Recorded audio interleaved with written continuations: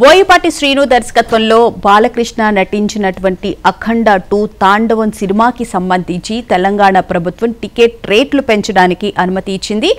600 రూపాయల వరకు ప్రీమియర్ షోలకు సంబంధించి పెంచే అవకాశం ఉందని చెప్పారు. అయితే కొన్ని సాంకేతిక కారణాల వల్ల ఈ సినిమాని పోస్ట్ పోన్ చేస్తున్నట్లు 14 రీల్స్ సంస్థ చెప్పడం జరిగింది. ఏంటి ఆ సాంకేతిక కారణాలు? కేవలం టెక్నికల్గా వచ్చిన ప్రాబ్లమ్సేనా, లేకపోతే ఆర్థిక కారణాలు ఈ సినిమా విడుదలను అడ్డుకున్నాయా? ముఖ్యంగా చూసుకుంటే బాలీవుడ్ ప్రొడక్షన్ హౌస్ అయినటువంటి ఈరోజు సంస్థకి 14 రీల్స్ ప్లస్ సంస్థకి మధ్య ఆర్థిక కారణాల నేపథ్యంలో ఈ సినిమా వాయిదా పడినట్లు తెలుస్తోంది. అయితే ఈ సినిమా కోసం ఎంతోమంది ఫ్యాన్స్ ఎప్పటి నుంచో ఎదురు చూస్తున్నారు. ఎప్పుడు ఈ అఖండ 2 తాండవం చూస్తామా అని చెప్పి ఎదురు చూస్తున్న ప్రేక్షకులకి అయితే, ఫ్యాన్స్కి అయితే, ముఖ్యంగా బాలకృష్ణ అభిమానులకైతే ఇది కొంచెం నిరాశపరిచే అంశంగానే కనిపిస్తుంది. అయితే ఎప్పటిదాకా వాయిదా పడుతుంది? కోర్టులో ఈ కేసు ఉన్న నేపథ్యంలో వాయిదాకు సంబంధించి కూడా ఒక క్లారిటీ వచ్చే అవకాశం అయితే కనిపిస్తుంది. అయితే తెలంగాణ ప్రభుత్వం వచ్చేసి ఈ సినిమాకి సంబంధించి టికెట్ రేట్లు పెంచి ప్రీమియర్ షోలకు సంబంధించి 600 రూపాయలుగా నిర్ణయించడం జరిగింది. అలాగే సింగిల్ స్క్రీన్ అయితే 50 రూపాయలు, మల్టీప్లెక్స్లో అయితే 100 రూపాయల వరకు టికెట్ రేట్లు పెంచుకునే అవకాశం అయితే కనిపించింది. దీంతో పాటు ఈ సినిమా ద్వారా వచ్చినటువంటి 20% అది డైరెక్ట్గా మూవీ ఆర్టిస్ట్ అసోసియేషన్ని ప్రభుత్వం ఎలా క్యాలిక్యులేట్ చేయబోతుంది? టికెట్ రేట్ల ద్వారానా, లేకపోతే వాళ్ళకి వచ్చిన ప్రాఫిట్స్ ద్వారానా ఎలా క్యాలిక్యులేట్ చేసి ఆ ఫండ్ని మూవీ ఆర్టిస్ట్ అసోసియేషన్ వాళ్ళకి ట్రాన్స్ఫర్ చేసే అవకాశం ఉంది. సో ఈ అంశాలకు సంబంధించి ఇవాళ డిబేట్లో పాల్గొనడానికి మనతో పాటు జాయిన్ అవుతూ ఉన్నారు నుమాన్ గారు, కాంగ్రెస్ ఏఐసిసి కోఆర్డినేటర్, అలాగే పల్లి రవికుమార్ గారు, బీఆర్ఎస్ నాయకులు, అలాగే కృష్ణకుమార్ గారు, సామాజిక విశ్లేషకురాలు, అలాగే కస్తూరి శ్రీనివాస్ గారు, డైరెక్టర్. అందరికీ నమస్తే అండి, గుడ్ మార్నింగ్. నుమాన్ గారు నమస్తే అండి, గుడ్ మార్నింగ్. నమస్కారం. ప్రీమియర్ షోలకు సంబంధించి గతంలో ఏం జరిగింది అనేది చూసాము. పుష్ప 2కి సంబంధించి, తర్వాత ప్రీమియర్ షోలకు సంబంధించి కూడా చాలా పెద్ద డిస్కషనే జరిగింది. అయితే ఈ అఖండ 2 సందర్భంగా రిలీజ్ అవుతుంది అని చెప్పి ఎవరైతే అనుకున్నామో, కానీ అది పోస్ట్ పోన్ అయింది అనుకోకుండా. సో టికెట్ ప్రీమియర్ షోలకు సంబంధించి 600 రూపాయలకు కూడా ప్రభుత్వం నిర్ణయించడం జరిగింది. మరి ప్రీమియర్ షోల విషయంలో తెలంగాణ గవర్నమెంట్ యొక్క స్టాండ్ ఏంటి అసలు? Good morning to you, all the panel members, Ravi Gariki, Kasturi Gariki, as well as other Mitrulu and all the viewers. So essentially, ఏదైతే ఈరోజు మనం చూస్తున్నామో, జూబ్లీ హిల్స్ బై ఎలక్షన్ జరుగుతున్నప్పుడు ముఖ్యమంత్రి వర్యులు శ్రీ రేవంత్ రెడ్డి గారు ఒక ఫిలిం వర్కర్స్ మీట్ పెడతారు యూసుఫ్ గూడలో. పెట్టి అక్కడ క్లియర్ గా కేటగారికల్ గా చెప్తారు, అంటే ఇక్కడ వీరి జీవితం ఒక మూవీ రిలీజ్ చేసేటప్పుడు జనాలకి ఏదైతే ఉందో తెర మీద కనబడేటువంటి నటులు, మేజర్ ప్లేయర్స్ ఎవరైతే ఉంటారో, హీరో కానివ్వండి, హీరోయిన్ కానివ్వండి, మేజర్ గా ఆర్టిస్ట్ వీళ్ళే కనబడుతూ ఉంటారు. తెర వెనకాల పనిచేసే వాళ్ళు చాలా మంది, వేల మంది ఉంటారు. వారి జీవితాలు దుర్భరమైన జీవితాలు. ఒక్కసారి కృష్ణానగర్కి వెళ్ళి చూస్తే మనకు అర్థమవుతుంది వారు ఎటువంటి జీవితాలు గడుపుతున్నారు. జూనియర్ ఆర్టిస్టర్ అంటారు, ఎందుకంటే వారు ఇంకా పేరు పొందలేదు కాబట్టి. వారు రెంట్ ఇళ్లలో ఉంటూ రెంట్లు కట్టుకోలేక అప్పుడప్పుడు మూవీ షూటింగ్స్ ఉంటాయి, ప్రతిసారి కంటిన్యూస్ గా ఉండదు కాబట్టి వారి పిల్లల ఎడ్యుకేషన్ కానివ్వండి, మరో రకంగా కానివ్వండి, వారికి చాలా సోషో ఎకనామిక్ కండిషన్స్ చాలా వీక్ గా ఉంటాయి. కాబట్టి ముఖ్యమంత్రి వారిలో ఏదైతే మీటింగ్ పెట్టారో దాంట్లో క్లియర్ గా చెప్పారు, మేజర్ మూవీ రిలీజ్ ఉన్నప్పుడు, అంటే ఒక్కొక్క మూవీ ఏదైతే వీళ్ళు చేస్తూ ఉంటారో దాదాపు 100 నుంచి 200 కోట్ల దాకా ఈజీగా వీళ్ళకి, I'm talking about only production గురించి మాట్లాడుతున్నాను నేను. ఒక హీరోకి ఇచ్చిన తర్వాత దాన్ని రిలీజ్ చేయడానికి 200 కోట్లు 300 కోట్లు మనం చూసాము. బాహుబలి లాంటి movies, it went more than hundreds of crores.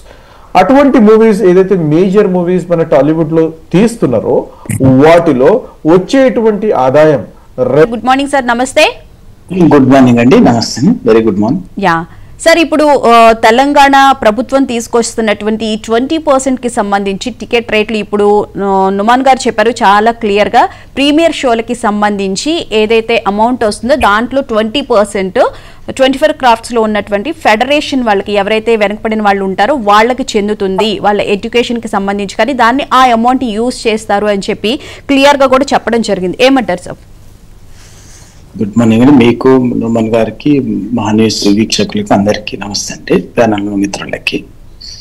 ముందుగా సరే, ఇప్పుడు 20% బెనిఫిట్ షోలు ప్రీమియర్ షోలకు ఇచ్చేటటువంటి 20% వచ్చినటువంటి దాంట్లో 20% 24 క్రాఫ్ట్స్ సినీ రంగంలో పనిచేసే 24 క్రాఫ్ట్స్ సంబంధించినటువంటి కార్మికులకు ఇవ్వటం అనేది ఒక సంతోషం, అది కానీ వాస్తవంగా వాళ్ళ తెలంగాణ సమాజం దానికి సంబంధించి ఎట్లు ఇస్తారు, ఏ విధంగా ఇస్తారు ఇప్పటికే మొడాలిటీస్ లేదు, ఏ జీవో లేదు, ఇంకేం లేదు. చెప్పిరు అది ఒక జనాల్ని ఒక అది ఎవరు చేసినది మంచి పని కాదంటారు.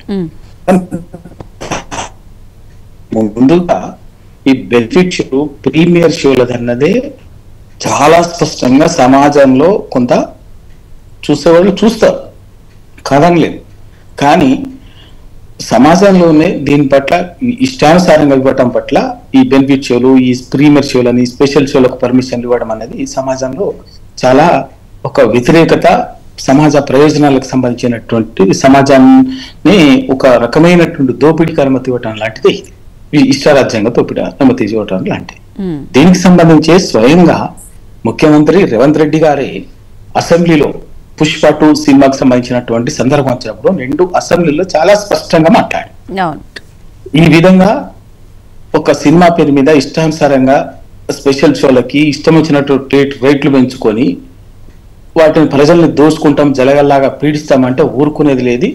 నేను అధికారంలో ఉన్నంత వరకు ఇటువంటి వాటికి ఏ విధంగానూ అనుమతి ఇచ్చేది ప్రసక్తి లేదని చెప్పేసి చాలా ఘంటాపదంగా మాట్లాడారు ముఖ్యమంత్రి గారు రేవంత్ రెడ్డి. 2 అసెంబ్లీలో మాట్లాడిన మాట ఇది, ఇది బయట ఎక్కడో సభల్లో వేదికల్లో బయట కాదు, అసెంబ్లీలో మాట్లాడినటువంటి మాట. కానీ మాట్లాడిన వెంటనే చేసిన పని ఏంటంటే ఆ తర్వాత హరిహర వీరమల్లు కానీ ఓజీ కానీ ఇంకా రకరకాల సినిమా ఇవాళ ఇప్పుడు లేటెస్ట్ గా దీనికి ఈ సినిమాకి స్పెషల్ బెనిఫిట్ షోకు ఇష్టం వచ్చినట్టుగా ఇవ్వటం అనేది స్పష్టంగా రేట్లు కూడా ఫిక్స్ చేసి ఇచ్చింది.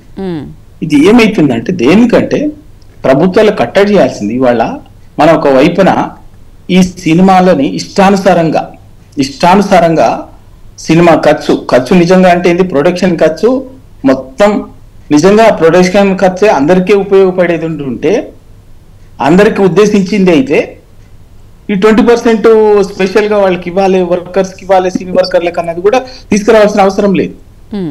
కానీ ఏమైంది, సినిమా హీరోలు, డైరెక్టర్లు ఒక 5-6 మాత్రమే దీన్ని ఇష్టానుసారంగా బడ్జెట్ లో 60-70% బడ్జెట్ ఒక 4 ఎదురుకిచ్చేసి మిగతా అంతా కూడా చేస్తుంది. ఇది ఒక రకమైనటువంటి సమాజం మీద ఇది రకమైనటువంటి విచ్చలవిడి దోపిడిని దీనికి అనుమతించడం. ఇవాళ ఎందుకంటే ఐబొమ్మ రవి మొన్న పైరసీ అన్నది ఇష్యూ వచ్చింది కదా, ఐబొమ్మ రవిని అరెస్ట్ చేసినప్పుడు సమాజం నుంచి పోలీసులు, ప్రభుత్వము, సినిమా ఇండస్ట్రీ ఏదో ఆయన అరెస్ట్ చేయడానికి గొప్పగా చెప్పుకోవాలని చూసినాయి. కానీ సమాజం నుంచి ప్రజాబాహుల్యం నుంచి విపరీతమైనటువంటి ఆదరణ వచ్చింది రవికి. ఎందుకు అంటే ఇవాళ సినిమాని ఇష్టానుసారంగా అదొక ఎంటర్టైన్మెంట్ ని ఒక ప్రజల బలహీనతగా తీసుకొని ఒక కొందరు సినిమా పెద్దలు, కొందరే మొత్తం కాదు, చిన్న సినిమా దగ్గరకు వచ్చేసరికి వాళ్ళకుండే ఇబ్బందులు వాళ్ళకున్నాయి. కానీ ఈ పేరు మేము చాలా పెద్ద హీరోలము, చాలా పెద్ద నిర్మాతలము, పెద్ద దర్శకులము, మేమే లక్షల మందిని పోషిస్తున్నాము, మేము లక్షల మందికి ఉపాధిస్తున్నాము అని చెప్పేటటువంటి కొంతమంది పెద్ద మనుషులు ఒక సినిమా మాఫియా లాగా, అదొక సిండికేట్ లాగా తయారై కేవలం కొన్ని కుటుంబాలు ఇష్టానుసారంగా బడ్జెట్ ని వాళ్ళ కోసం పెంచుకొని ఇష్టానుసారంగా చేస్తున్నారు. దాన్ని కట్టడి చేయాలి. ఎందుకంటే మీరు నిజంగా ప్రజలు సినిమా కోసం కష్టపడుతున్నారు, ప్రజలకు ఎంటర్టైన్మెంట్ కోసం కరెక్ట్. ఎందుకు బడ్జెట్లు ఉన్నటువంటి ఎందుకు అంతగా అవుతుందో ఒకసారి ఆ ప్రజల ముందు పెట్టండి. దేనికి ఖర్చు వస్తుందో 100 కోట్ల సినిమా, ఒక సినిమా ప్రొడక్షన్ లో ప్రజల ముందు పెట్టమనండి. సోషల్ ఆడిట్ పెట్టండి. అది చేయకుండా ఇష్టానుసారంగా ఒక 5-6 కోట్లు వాళ్ళు రెమ్యునరేషన్ అని అదని ఇదని తీసుకొని మిగతా వాళ్ళందరినీ మళ్ళీ అదే సినీ కార్మికులు దాంట్లో పనిచేస్తారు, టెక్నికల్ గా స్కిల్డ్ వాళ్ళు బాగా పనిచేస్తారు. వాళ్ళు శ్రమ చేయకపోతే ఇంకా నాలెడ్జ్ కూడా దాంట్లో మేధస్సు ఉపయోగించే వాళ్ళు ఉంటారు. మేధస్సు ఉపయోగించే వాళ్లకు రెమ్యునరేషన్ ప్రాపర్ గా ఉండదు, శ్రమ చేసేటటువంటి రెమ్యునరేషన్ ప్రాపర్ గా ఉండదు. కానీ బడ్జెట్ మాత్రం 100 కోట్లలో ఉంటుంది, కేవలం ఒక 5-6. 5-6 కోసమే 60% ఉంటుంది. సినిమా మొత్తం బడ్జెట్ 60-70 వీళ్ళకే పోతుంది. ఇక మిగిలినటువంటి వాళ్ళకు 100 మందికి మాత్రం రిమైనింగ్ 20-30% ఉంటుంది. రైట్. అందుకోసమే ఇవాళ ఇది కట్టడి చేయకుండా సమాజాన్ని ఏ రూపంలో ఇచ్చినా కూడా దోపిడికి మనం అనుమతి ఇచ్చినటువంటి వాళ్ళమైతే ప్రభుత్వము ఇవాళ రేవంత్ రెడ్డి గారు తను మాట్లాడినటువంటి దాన్ని ఎవరో కాదు, తను మాట్లాడినటువంటి దాన్ని తను చెప్పిన దాన్ని యూటర్న్ తీసుకొని మళ్ళీ ఇప్పుడు కొత్త భాష్య ఎవరి కోసం ఎందుకోసం చెప్పండి. ఎందుకు మరి బెనిఫిట్ చేసి నిజంగా కూడా బెనిఫిట్ షోలు, ప్రీమియర్ షోలు, స్పెషల్ షోలకు అనుమతిని ఇచ్చే సమస్య లేదన్నప్పుడు సమాజం కూడా హర్షించింది. నిజంగా మంచి పని చెప్తున్నారు అని చెప్పేసి. కానీ ఎందుకు ఇవాళ మళ్ళీ రాత్రే మీరు మాట్లాడిన దానికే మీరు యూటర్న్ తీసుకొని అప్పటికప్పుడే మళ్ళీ విపరీతంగా స్పెషల్ షోలకు, ఆ షోలకు, ఈ షోలకు ఇచ్చేస్తున్నారు. దీనివల్ల కూడా ఏంటంటే ఎక్కువ మందికి ఎక్కువ ఎంటర్టైన్మెంట్ కు ఇస్తున్నటువంటి, ఎక్కువ మందికి ఉపాధి ఇస్తున్నటువంటి చిన్న సినిమా కూడా చితికిపోతుంది. దీంట్లో మనకు కనిపిస్తలేదు. వీళ్ళు విపరీతంగా వీళ్ళ కోసము ఒక 10 మంది పెద్ద మనుషులు వాళ్ళ రెమ్యునరేషన్లు, వాళ్ళ బడ్జెట్ విచ్చలుగా పెంచడం వల్ల చిన్న సినిమా ఉంది. వాళ్ళ నిజంగా కూడా ఇప్పుడున్న పరిస్థితుల్లో ఓటీటీ కనుక రాకపోయి ఉంటే చిన్న సినిమా బతికేది కాదు, చిన్న సినిమా ఉండేది కాదు, నలిగిపోయి ఉండేది, ఇప్పటి క్రష్ అయ్యేది. ఓటీటీ వచ్చింది కాబట్టి ఆ చిన్న సినిమా అనేది వాళ్ళ ప్రజలకు అందుబాటులో వస్తుంది. కానీ ప్రజలు ఎక్కువగా ప్రజలకు ఎంటర్టైన్మెంట్, నిజంగా ఇది సినిమా అన్నది ఎంటర్టైన్మెంట్ అయితే ఎంటర్టైన్మెంట్ ప్రజలు ఎక్కువగా చిన్న సినిమా ద్వారా వస్తుంది. చిన్న సినిమా ద్వారా కామన్ మ్యాన్ ఎంటర్టైన్మెంట్ ని అందుకోగలుగుతుంది. అది కూడా చిన్న సినిమా కూడా చితికిపోతుంది వీళ్ళ విచ్చలవిడి దోపిడి వల్ల, వీళ్ళ విచ్చలవిడి బడ్జెట్ రెమ్యునరేషన్ వల్ల. ఇవాళ సమాజం ఖచ్చితంగా ఇవాళ ఐబొమ్మ రవి లాంటి వాడు కూడా హీరో అయిందంటే ప్రజల్లో జనబాహుల్యంలో ఒక మంచి ఆదరణ వచ్చింది, పాజిటివ్. అంటే ఐబొమ్మ రవికి మీరు సపోర్ట్ చేస్తారా? ఏంటండి ఐబొమ్మ రవికి మీరు సపోర్ట్ చేస్తున్నారా?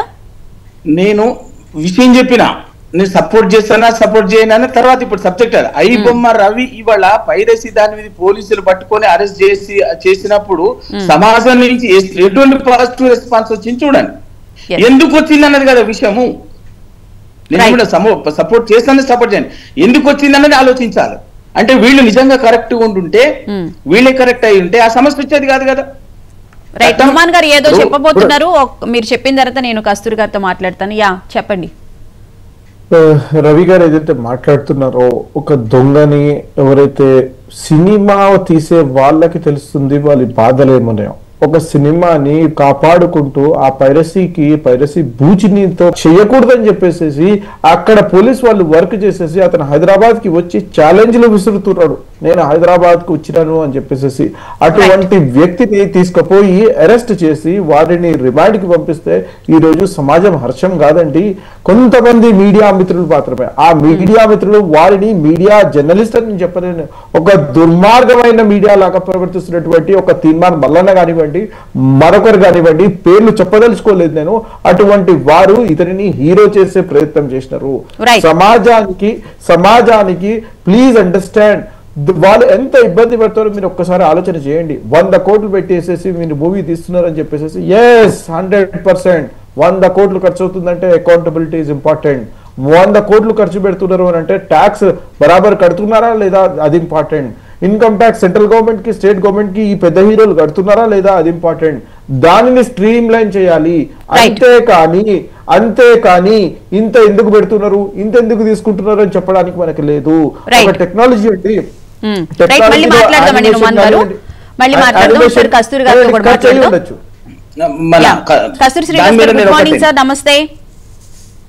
గుడ్ మార్నింగ్ అండి. పెద్దలు మాట్లాడింది విన్నాను.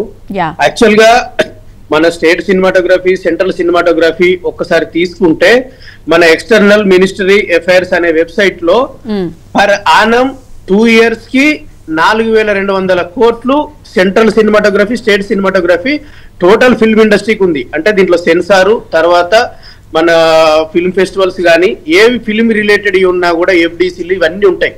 కానీ ఈ రోజు 3100 మంది Telugu film chamber of council producers కౌన్సిల్లో తెలంగాణ దాంట్లో ఒక 6,000 మంది 10,000 మంది ప్రొడ్యూసర్స్లల్లా కేవలం 100 మంది మాత్రమే సినిమాలు తీస్తున్నారు.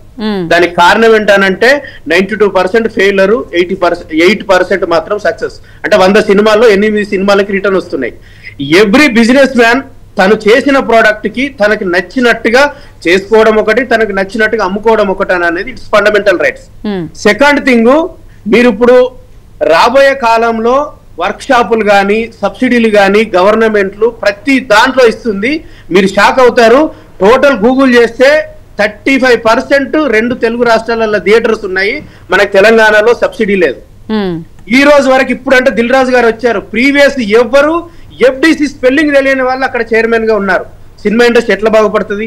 ఇందాక మీరు ఫెడరేషన్ కి అప్పచెప్పాలన్నారు, ఫెడరేషన్ అధ్యక్షుడి మీద దాంట్లో 0.5% అని అనేది సపరేట్ గా ఫండ్ పెట్టచ్చు కదా.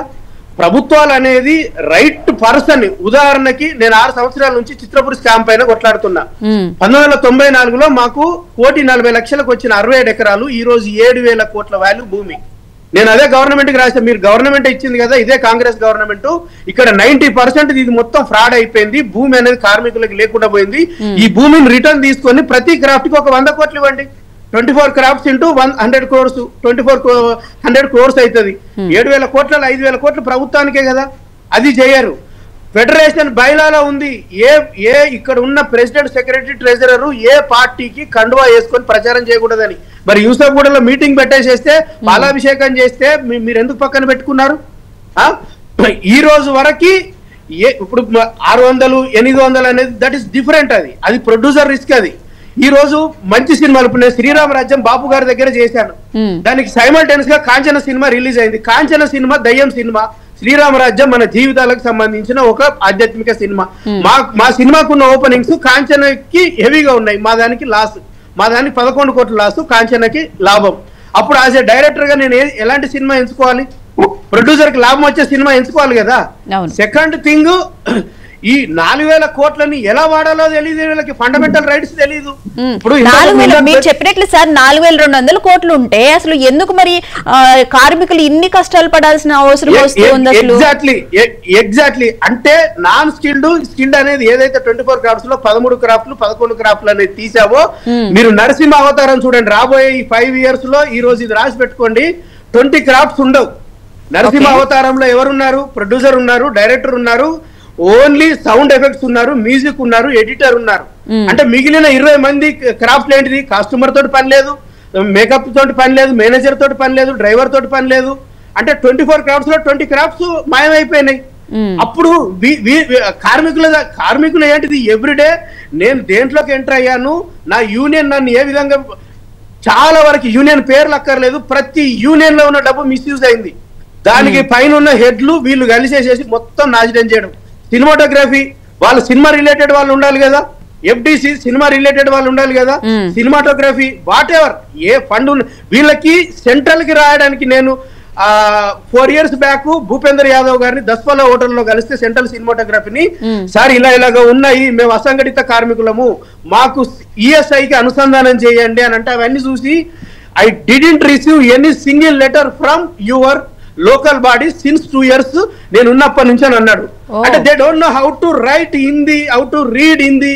అంటే ఒక పదవిలో ఉన్నప్పుడు దానికి ఒక అర్హత ఉండాలి కదా. ఎఫ్డిసి గాని, ఫెడరేషన్ గాని, ఛాంబర్ గాని కేవలము ఆ చైర్లని వాడుకొని వీళ్ళు బాగుపడడానికి తప్ప 24 క్రాఫ్ట్స్ ఉద్ధరించడానికి కాదు. ఏ ప్రభుత్వం వస్తే ఆ ప్రభుత్వం తోటి ఈ అవినీతి పరులని వాళ్ళతో చేతులు కలపడం, వాళ్ళని మభ్యపెట్టడం. ఇదే జస్ట్ ఉదాహరణ. చిత్రపురి స్కామ్ 100 కోట్లు దాంట్లో అవినీతి జరిగిందని కోర్టు ఆర్డర్లు ఇస్తే ఇంప్లిమెంట్ చేయడానికి లేదు. అధికారుల దగ్గరికి వెళ్తే మాకు మినిస్టర్ల ప్రెషర్ ఉందండి అని అనేసి సురేంద్ర మోహన్ చెప్తున్నాడు. ఎవరన్నా అంటే తుమ్మల నాగేశ్వరరావు గారు. ఏంటి ఆయనకి ఏం పని? సినిమా కార్మికులతోటి ఆయనకి ఏం పని? కోఆపరేటివ్ మినిస్టర్ ఉంటే ఏం అవినీతి జరిగింది, వీళ్ళకి ఎంత మందికి ఇబ్బందులు, రాజకీయ నాయకుల ప్రమేయం కూడా చాలా ఉందని చెప్పాను. 100% అసలు మెయిన్ కల్ప్రిట్ వాళ్ళే. మెయిన్ కల్ప్రిట్ ఏ గవర్నమెంట్ మారినా 34 మేనిఫెస్టో నంబర్ మీరు గూగుల్ చేసి చూడండి. Today Congress manifesto number Chitrapuri అవినీతి ప్రక్షాళన అండ్ సినిమా కార్మికులకి అండగా ఉండడం. సిన్స్ 2 years అవుతుంది. Where is Congress government? ఎక్కడుంది కాంగ్రెస్ గవర్నమెంట్? ఏమిచ్చింది? ఈ రోజు వరకు ఏమి ఇవ్వలేదు. డైరెక్ట్ మీరు 10 crores అనేది అనౌన్స్ చేయడం కాదు, అంటే ఫెడరేషన్కి వెళితే 22 కేసులు ఉన్న ఒక ఎకనామిక్ అఫెన్స్ వింగ్ లో 100 కోట్ల స్కామ్ దాంట్లో ఉన్న విక్టిమ్ 60 రోజులు జైల్లో ఉన్న ఒక విక్టిమ్ చేతిలోకి వెళ్ళేసేసి మీరు 10 కోట్లు గవర్నమెంట్ నుంచి పెడతారా? అది కాదు, వర్క్ షాపులు పెట్టండి, ప్రతి సినిమా నిర్మాత నుంచి టెక్నీషియన్లన్నీ డెవలప్ చేయండి. రాబోయే ఆర్టిఫిషియల్ ఇంటెలిజెన్స్ చాట్ జీపీటీకి ఇవన్నీ ఇప్పుడు నేను 2019లో అమెరికాలో హాలీవుడ్ ఫిలిం చేశా. అసలు ఏఐ చూసి నేను షాక్ అయ్యాను అక్కడ. అసలు ఇది ఇండియాకి వస్తుందా ఇది అని. విత్ ఇన్ కమింగ్ 2 years ఇండియాకి వచ్చేసింది. ఇంత advance technology in the sense Baahubali 300 కోట్లు అయింది. సేమ్ బాహుబలి ఇప్పుడు తీస్తే 60-70 కోట్లలో తీయొచ్చు. That is ChatGPT and artificial intelligence. ఇంత అడ్వాన్స్ గా వెళ్ళినప్పుడు ప్రొడ్యూసర్స్ కూడా మనీ అనేది పెట్టేటప్పుడు వాళ్ళకి వర్క్ షాపులు, కార్మికులు ఏంటిది, అనుసంధానం ఏంటిది, నాకు తిండి పెట్టే నిర్మాత నాకు దేవుడు, సో ఆయన నేను కాపాడుకునే అవసరం ఉందని ప్రతి కార్మికుడు ఎప్పుడైతే సార్ అసలు ఎప్పుడు ఇన్ని సమస్యలు ఉన్నట్టు ఎక్కడా కూడా ఎవరు మాట్లాడలేదు సార్. ఇప్పుడు మీరు చెప్తూ ఉంటే చాలా వాస్తవాలు బయటకు వస్తూ ఉన్నాయి. 100% ఈ రోజు ఇప్పుడు రాజమౌళి గారి పర్ డే షూటింగ్ కాస్ట్ 60 లక్షలు అండి. మాలాంటి చిన్న సినిమా కాస్ట్ 6 లక్షలు అవుతుంది. 60 లక్షలు పెట్టిన పర్ డే పెట్టిన పర్సన్ ఆయన 600 పెట్టుకుంటాడు, 1000 రూపాయలు పెట్టుకుంటాడు. ఎవ్వరు ఇప్పుడు రైతు తను అమ్మింది దళారికి ఎంత తనకి ఇష్టం ఉంటే తనకు అమ్ముతాడు, లేదంటే లేదు. Every business like that. మనం ఈ రోజు ఆన్లైన్ లో కానీ ప్రోడక్ట్ కానీ మనకి నచ్చితే తీసుకుంటున్నాం, లేదంటే రిజెక్ట్ చేస్తున్నాం.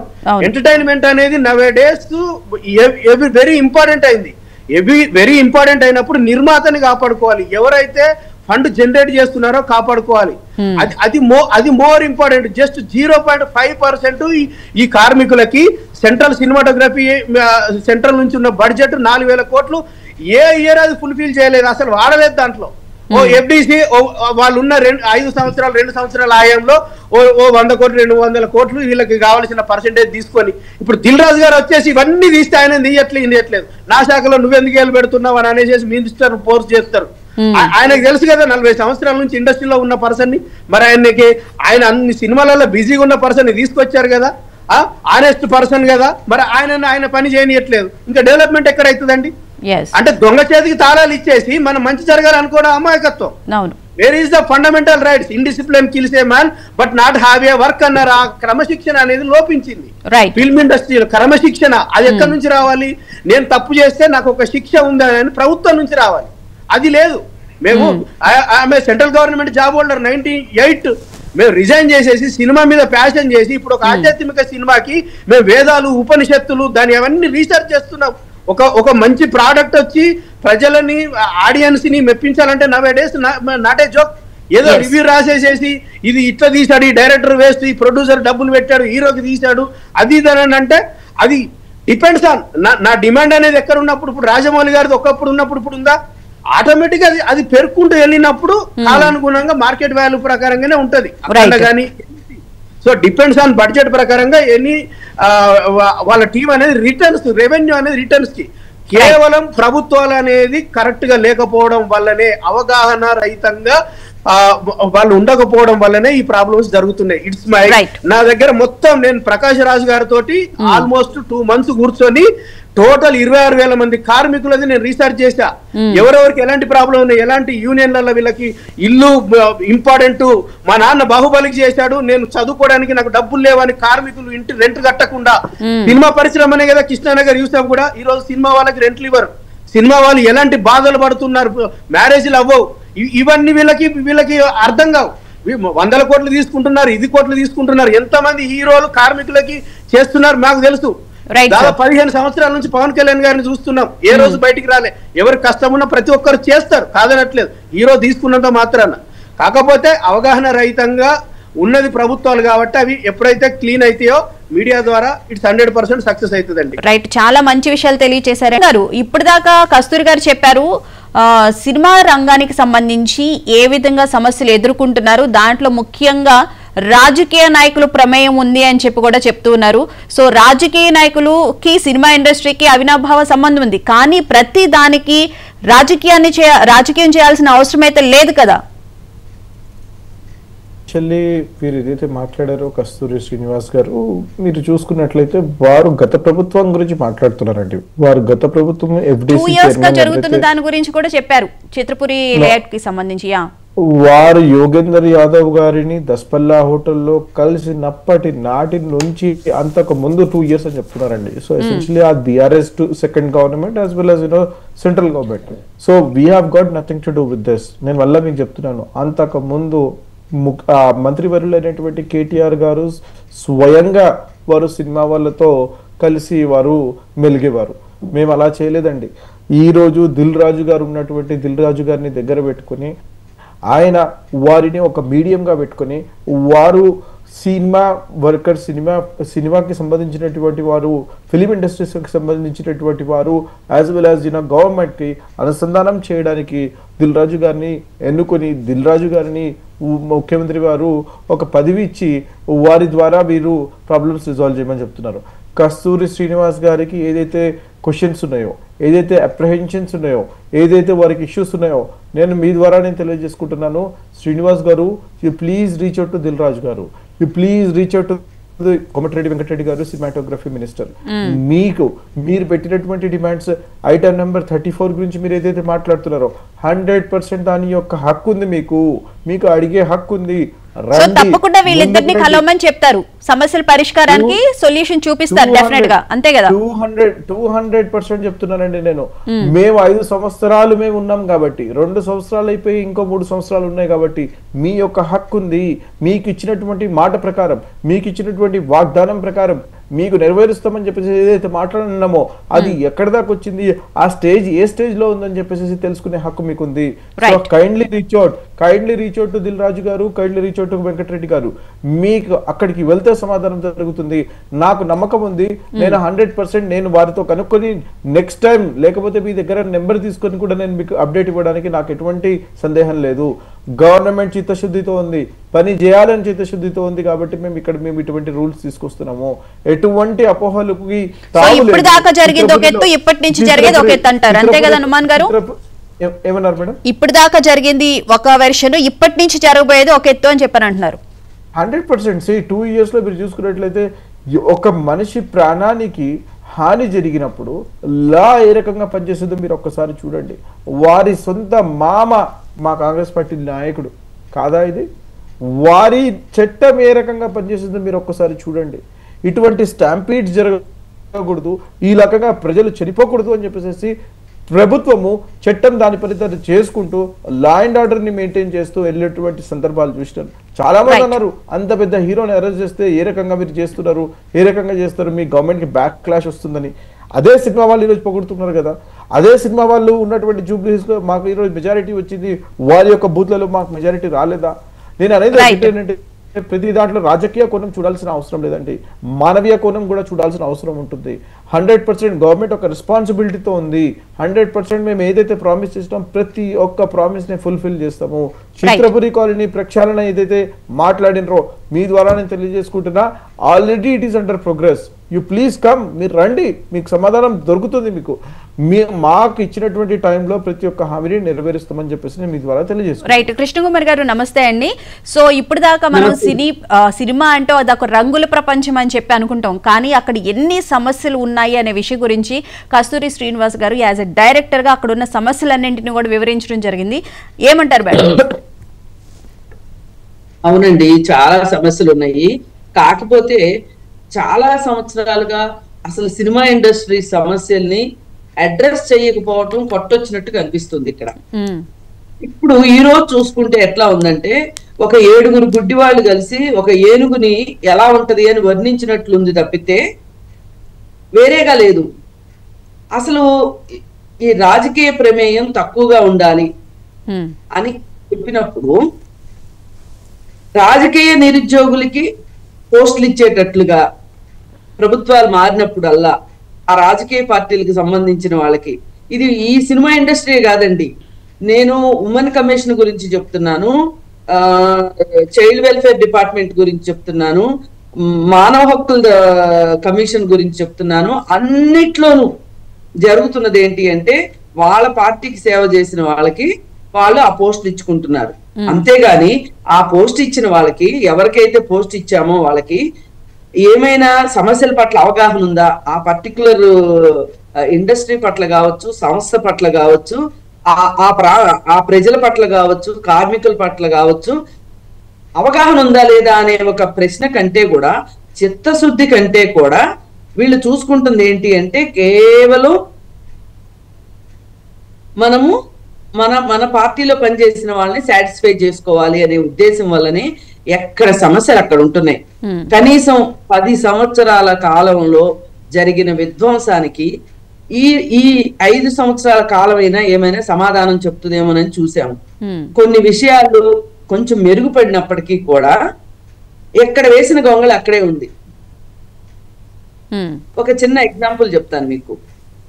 కాస్టింగ్ కౌచ్ గురించి చాలా చాలా చాలా చాలా యుద్ధాలు చేసిన తర్వాత, ఉద్యమాలు చేసిన తర్వాత చివరికి ఒక కమిటీ వేశారు.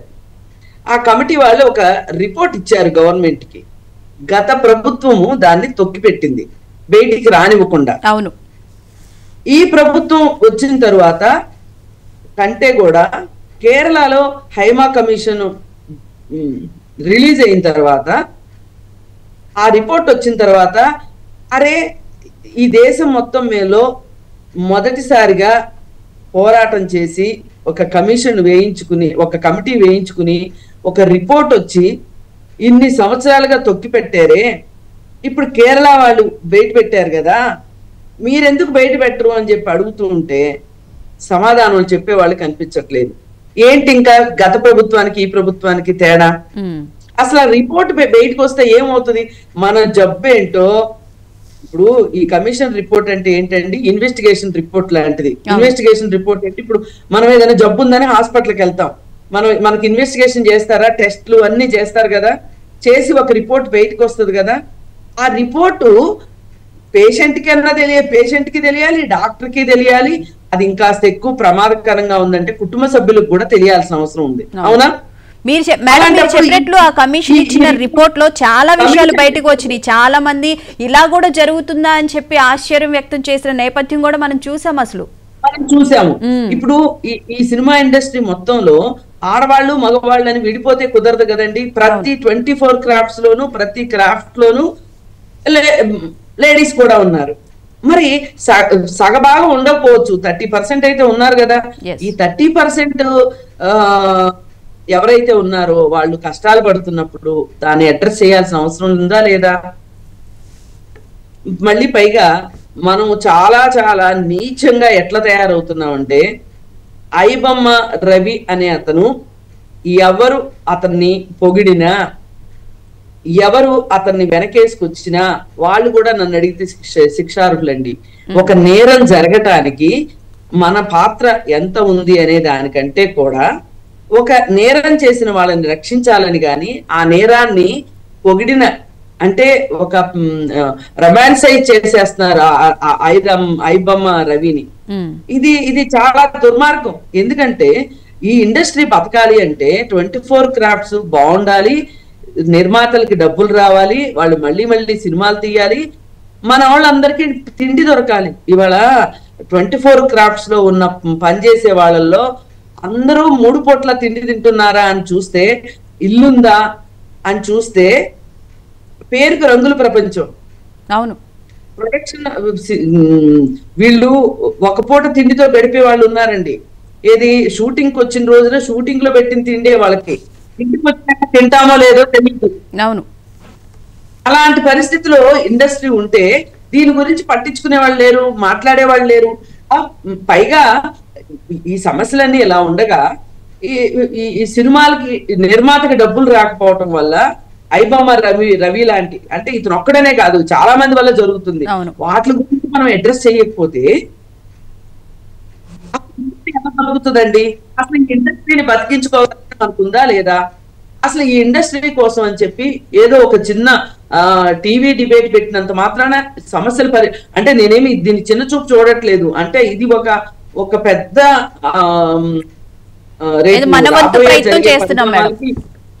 ఇది ముందడుగు.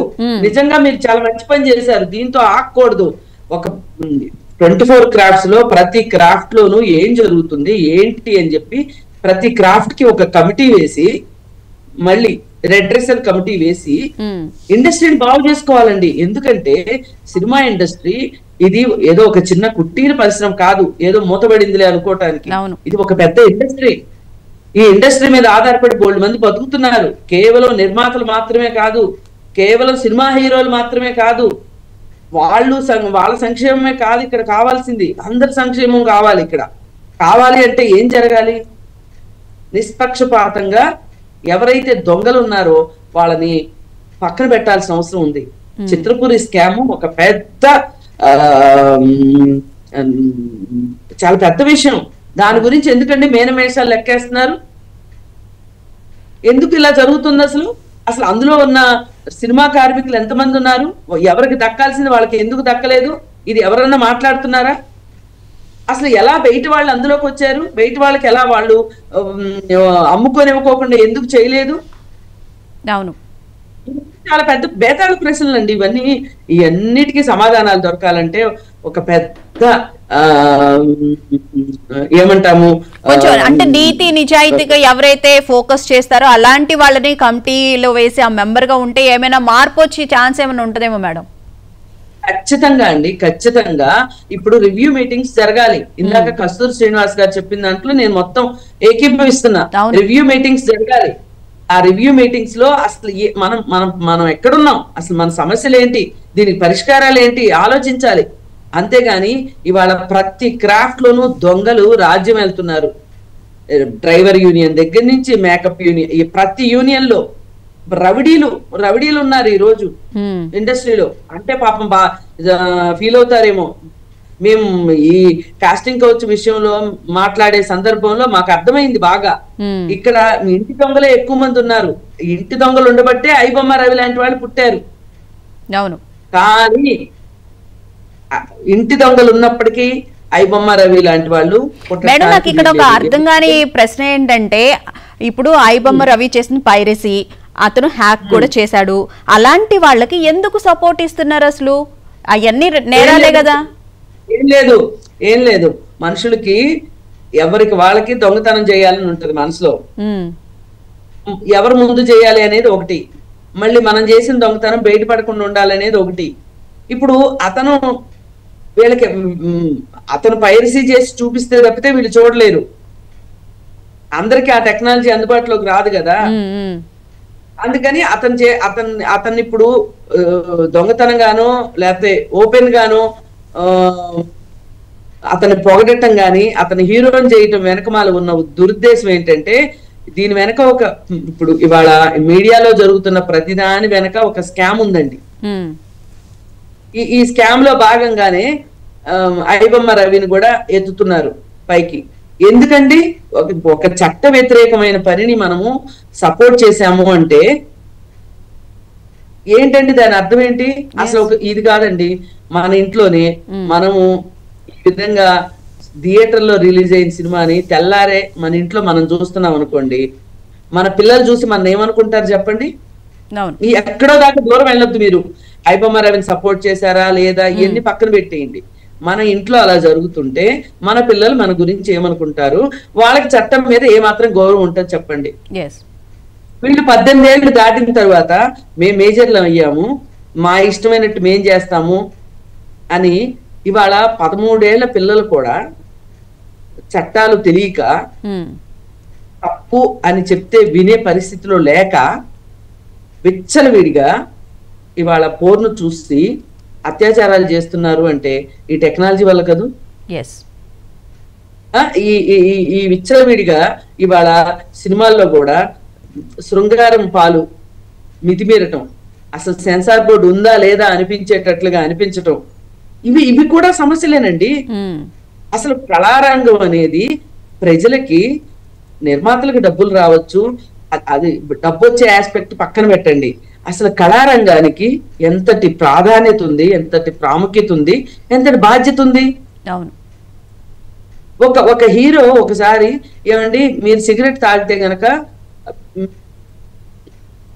మీ అభిమానులు కూడా సిగరెట్లు తాగుతారు సినిమాల్లో అని అంటే, ఆయన రియల్ లైఫ్ లో సిగరెట్ మానేసిందే కాకుండా సిగరెట్ వచ్చే సీన్ లో కూడా నటించనని చెప్పి మాట్లాడిన వాళ్ళు ఉన్నారండి హీరోలు. ఇవాళ అలాంటి హీరోలు లేరు, అదేమంటే బట్టతలకి బోడిగుండికి ముడేసేటట్లు పాప్కార్న్ రేట్ ఎక్కువైంది. పాప్కార్న్ రేట్ ఎక్కువైంది అంటే కొనకండి, అంతే. ఇది అంతే. వాటర్ బాటిల్ మేము ఇంటి దగ్గర నుంచి తీసుకెళ్తాం, లోపలికి బయట వస్తువులు బయటికి లోపలికి రానివ్వమని చెప్తారు. మేము ఇలా అయితే మేము థియేటర్కి రాము అని చెప్పండి ప్రేక్షకులు. ఏం శ్రీరాములు థియేటర్ లో సినిమా చూస్తే సినిమా కదా, ఐమాక్స్ లోనే చూడాలా? మనం కూడా నేర్చుకోవాలండి, మనం కూడా ప్రతిఘటించడం నేర్చుకోవాలి. ఇవాళ ఎలా అయిపోయామంటే పెట్రోల్ రేట్ పెరిగినా మనకు సంబంధం లేదు, సినిమా టికెట్ రేట్ పెరిగినా మనకు సంబంధం లేదు. ఇట్లానే ఒక డైరెక్టర్ గారు మాట్లాడుతూ కూడా ఆయన చెప్పారు, సినిమా రేట్లు టికెట్ రేట్లు తగ్గించండి, మాట్లాడండి, మీరు చెప్పండి, ఆ విధంగా ఉద్యమం చేయండి అని. అట్లా ఎక్కడ రాలేదు. నేను అదే అన్నా, ఎవరికి వాళ్ళు ఇప్పుడు ఐబొమ్మ రవిని సమర్థించే మనుషులు వచ్చేసిన తర్వాత ఇంకెవరైనా ఎందుకు మాట్లాడతారు చెప్పండి? ఎవరైనా ఏమనుకుంటున్నారంటే నేను ఒక చోట మోసపోతున్నానా, నేను ఇంకొకరిని మోసం చేద్దాం. మనము మోసాన్ని ఎదిరిద్దామని గాని మోసం జరగకుండా చూద్దామని గాని ఎవరు అనుకోవట్లా. మోసం జరిగిందా జరగదు, నా స్కిల్ నేను వేరే చోట చూపిస్తా. ఒక కుటుంబం సినిమాకి వెళ్ళాలంటే 2,000 అయిపోతుంది, 3,000 అయిపోతుంది అని లెక్కలు చెప్తున్నారు కదా, ఐమాక్స్ కి ఎందుకు వెళ్ళాలి? అవును. ఇప్పుడు అంబానీ 10,000 కోట్లు పెట్టి పెళ్లి చేశాడండి, వేరే వాళ్ళు చేస్తారా? చేయలేరు కదా. మన ఎవరికి తగ్గదే వాళ్ళే చేసుకుంటాం కదా. అలాగే అసలు మనం బ్యాన్ చేద్దాం ఐమాక్స్ థియేటర్ ని, వెళ్ళే వాళ్ళే వెళ్తారు, సీట్లు ఖాళీగా ఉంటే అప్పుడు వాళ్ళే తగ్గిస్తారు. దానికి దీనికి ముడి పెట్టద్దు. మనము కావాలనుకుంటే దీని రేట్ ఇంత ఎందుకుంది అని చెప్పి మాట్లాడగలగాలి, రైట్? అంతేగాని ఈ సోషల్ మీడియా వచ్చేసిన తర్వాత ఎక్కడో ఎవరు మాట్లాడారో తెలియకోకుండా కామెంట్లు పెట్టడము, ఒక గాసిప్ ని స్ప్రెడ్ చేయటము, ఇవన్నీ చాలా, వీటన్నిటి గురించి మనం మాట్లాడాల్సిన రోజు వచ్చింది. ఇవాళ ఒక పెద్ద భారీ సదస్సులు పెట్టండి సినిమా ఇండస్ట్రీకి సంబంధించి. ఏంటి అసలు ఇప్పటి వరకు జరిగింది ఏంటి, జరగాల్సింది ఏంటి, మన భవిష్యత్తు ఏంటి అని చెప్పి మాట్లాడండి. ఎవరికి వాళ్ళు చేయమగుట్టినట్టు నా పని అయిపోతుందా? వారం రోజుల్లో థియేటర్స్ మొత్తం బ్లాక్ చేసేసి వారం రోజుల్లో డబ్బులు మొత్తం పిండేసుకున్నావా, మన పని అయిపోయిందా, చాలు ఇంకో సినిమాకి రెడీ. అసలు చిన్న సినిమాలేవి, సందేశాత్మక సినిమాలేవి, మలయాళం వాళ్ళని చూసి మనం ఎందుకు నేర్చుకోకూడదండి? ఈ మాట అన్నావంటే ఓ నువ్వు తెలంగాణ ద్రోహివి, నువ్వు తెలుగు ద్రోహివి అని మాట్లాడేస్తారు ఇమీడియట్ గా. అవును, రైట్. రవి గారు, సామాజిక అంశాలు ని దృష్టిలో పెట్టుకొని సినిమాలు తీయకోకుండా ఆకాశంలో విహరిస్తే ఇలాగే జరుగుతుంది. రైట్. రవి గారు, ఇందాక కస్తూరి గారు చెప్పిన దాని ప్రకారం చూస్తే సినిమా ఇండస్ట్రీలో చాలా నష్టం జరిగింది. అండ్ గత 10 సంవత్సరాల్లో సినిమా ఇండస్ట్రీకి సంబంధించిన ఎఫ్టీసీ చైర్మన్ విషయంలో కానీ అట్లా ఏది పట్టించుకోలేదు అనే విధంగా ఆయన చెప్పడం జరిగింది. ఆయన తీవ్ర ఆవేదన అయితే వ్యక్తం చేశారు, ముఖ్యంగా చిత్రపురి లేఅవుట్కి సంబంధించి కూడా. ఏమంటారు మీరు?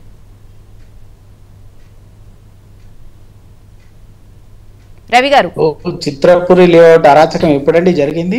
ఎవరండి బాధ్యులు?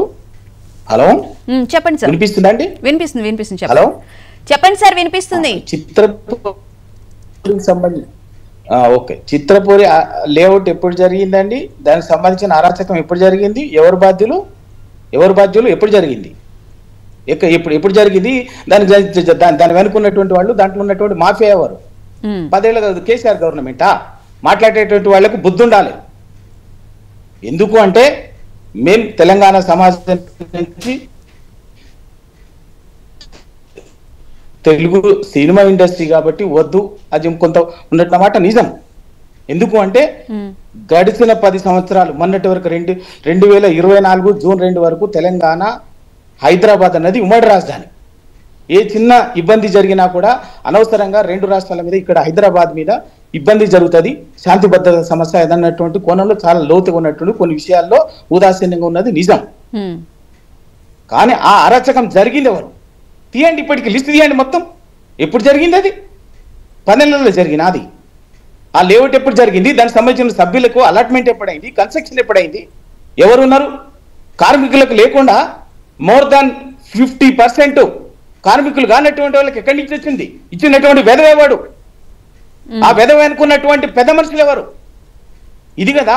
ఒకవేళ నిజంగా అదే నిజమైతే శ్రీనివాస్ గారు మాట్లాడినటువంటి దాన్ని, కస్తూరి శ్రీనివాస్ గారు మాట్లాడినటువంటి దాన్ని, ఏదైతే 24 క్రాఫ్ట్స్ సంబంధించినటువంటి విషయాలు మరి అన్యాయం జరుగుతుంది అని చెప్పి తెలిసినప్పుడు మరి మీరు ఈ 10 సంవత్సరాలు ఎందుకు వినండి కస్తూరి శ్రీనివాస్ గారు పెట్టిన 24 క్రాఫ్ట్స్ సంబంధించి నాకు ఐఎమ్ మోర్ కన్సర్న్ అబౌట్ కార్మికులు, వర్కర్స్.